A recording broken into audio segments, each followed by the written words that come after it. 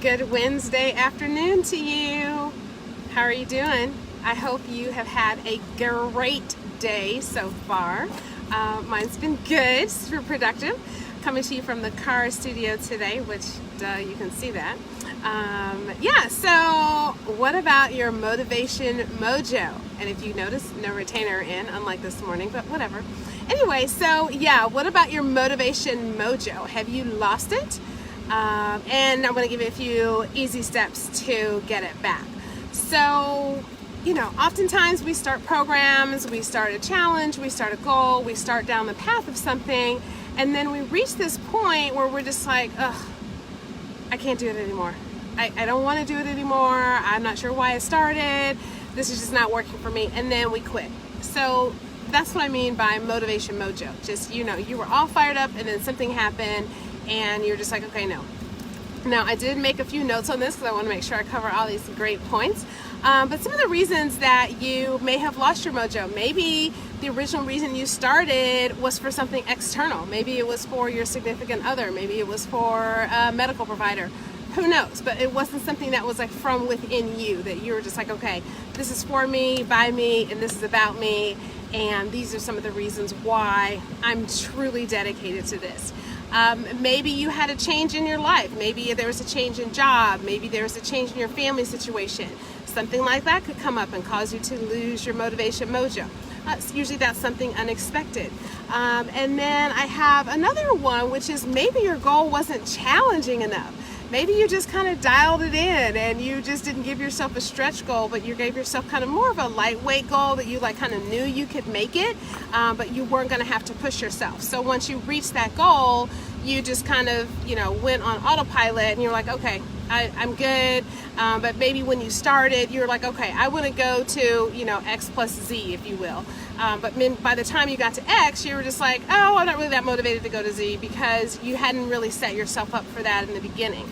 So a few things that can help with that. One, of course, is to reassess kind of what it is about you. What is your kind of internal desire for reaching a goal? If no one else said anything, what if no one else noticed except you? Then that's really kind of where you want to go to try to, that's one step. So that's one suggestion for getting your Motivation Mojo back. Just kind of dig within yourself and say, all right, if no one was watching, why would I want to do this? What's the reason for me to make this change? A second reason is tell yourself and really mean it, the things that you're going to do differently this time than you did the previous time.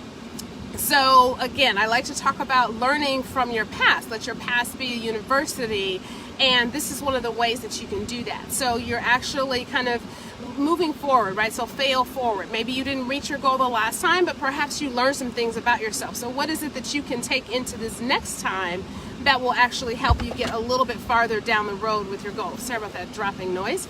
And so then the last thing is to select one thing. Hey, how are you doing? Select one thing that you can actually practice on a daily basis so that you can, in fact, make some progress towards your goal. So, pick 3 things that you're like, okay, these are the 3 things that are going to make the difference, and then pick one of those things that you can actually do on a daily basis.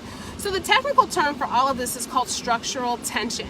If you think about like a rubber band, when it's stretched out, it's really working, but then it can kind of retract and then it's not as powerful. It doesn't have as much of a pull. It's not really working as hard. And that's kind of the same with you and your goal. Once you start getting closer to that goal, that rubber band actually is kind of coming closer together and not really working as hard.